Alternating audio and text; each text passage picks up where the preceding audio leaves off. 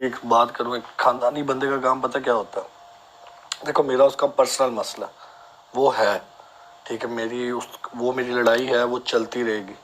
लेकिन जो चीज़ गलत है ना गाइज, वो गलत को गलत कहना चाहिए, ठीक है।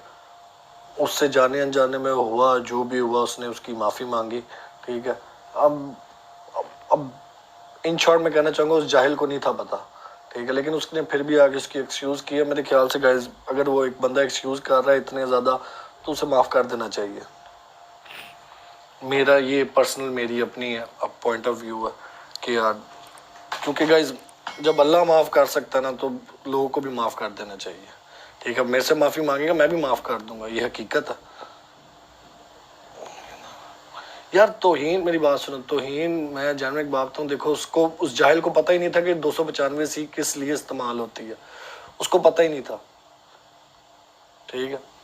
उस जाहिल को ना गाइस, मैं तुम लोग को एक बात बताऊँ, ये हमें ना बड़े अच्छे टाइम पे एक चीज़ पता लग गई थी। जब आप फेमस होते जाते हो ना, फिर आपको अपनी ज़ुबान पे कंट्रोल करना चाहिए, ठीक है, ये हकीकत है। ये उस बात, उसको गाइस अपनी ज़ुबान पे आपको कंट्रोल करना चाहिए, ठीक है। अपनी आपको ज़ुबान पे कंट्रोल करना चाहिए कि भाई कुत्तों की तरह नहीं बोलने लग जाते, कुछ सोच समझ के बोलते हैं, ठीक है। उससे जाने अनजाने में होगी गाइस। ये मज़हब वो वाला टॉपिक है कि मैं कहूँगा कि भाई नहीं गाइज, कुछ लोग होते हैं जान के भी हरकतें करते हैं लाइमलाइट में रहने के लिए। लेकिन मैं ये कहूँगा कि यार अगर उसने इतनी कुरान पे हाथ रख के जो बंदा माफ़ी मांग रहा है ना, उसे माफ़ कर देना चाहिए, ठीक है। मेरा मेरा ये अपना पर्सनल पॉइंट ऑफ व्यू है। जैसा कि आप सब जानते हैं कि रजब भट्ट ने अपनी वीडियो में बोला था कि उनके ऊपर केस बने हुए हैं 295A और 295C। जी हाँ व्यूअर्स, जबकि उनके ऊपर ये केस नहीं बने हुए थे, उन्होंने अपने उस्ताद के बारे में बात करते हुए अपने ऊपर भी ये वाले केस बना लिए, जिसके बाद से सोशल मीडिया पे इसकी बहुत ज़्यादा चर्चे शुरू हो गए और लोगों ने उनके ऊपर केस बना दिया कि इनको जो है वो तौहीन रिसालत का केस बना दिया गया है उनके ऊपर। जी हाँ व्यूअर्स, जिसके बाद रजब भट्ट जो हैं वो चले गए हैं सऊदी अरब, पाकिस्तान छोड़कर फ़िलहाल, क्योंकि उनके ऊपर जो केस बना हुआ है उनकी जान को ख़तरा है। इस वजह से उनके लोगों ने और वकील ने उनको यही बोला है कि तुम यहाँ से चले जाओ।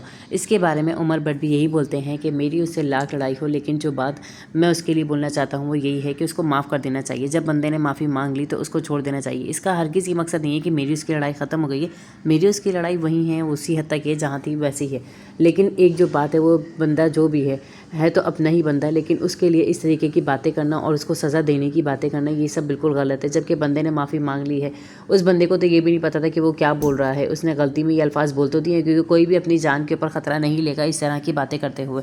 उसने अगर इस तरह की बात कर ली है, अपने ज़बान से निकाल ही लिया है, तो फिर उसको माफ़ भी कर देना चाहिए, क्योंकि उसने माफ़ी भी मांग ली। उससे जो भी हो वो अनजाने में हुआ। माफ़ करना हमारा काम है और माफ़ करना बड़ाई होती है। तो आपको भी यही चाहिए कि आप माफ़ करें और उसके ऊपर केसेस ना बनाएं। आपको इन सारे केस में क्या बोलते हैं कमेंट बॉक्स में लाजमी बताइएगा। उमर भट्ट का इस तरह से रजब भट्ट का साथ देना आपको कैसा लगा? क्योंकि सब लोग तो खुश हुए हैं इस तरीके से कि जो रजब भट्ट के पुराने दुश्मन हैं वो भी अब सामने आकर उनके लिए हक में बात कर रहे हैं कि इस तरह से उनके साथ नहीं होना चाहिए।